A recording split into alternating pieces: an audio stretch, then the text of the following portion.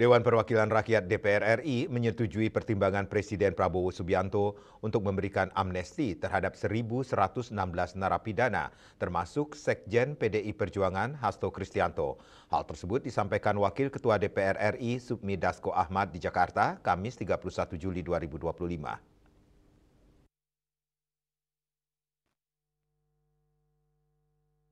DPR RI menyetujui pertimbangan Presiden Prabowo Subianto mengenai pemberian amnesti kepada 1.116 orang narapidana yang memenuhi syarat dan verifikasi. Pemberian amnesti itu turut diberikan kepada Sekretaris Jenderal PDI Perjuangan Hasto Kristianto sebagai terpidana kasus dugaan suap pergantian antar waktu atau PAW untuk anggota DPR Harun Masiku. Hal tersebut disampaikan oleh Wakil Ketua DPR RI Sukmi Dasko di Kompleks Parlemen Senayan, Jakarta, Kamis 31 Juli 2025.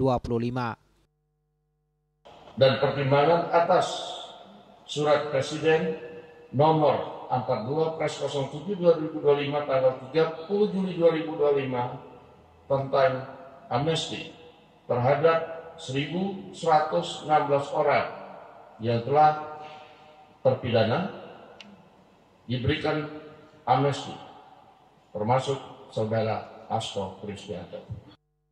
Kantor Berita Antara mewartakan.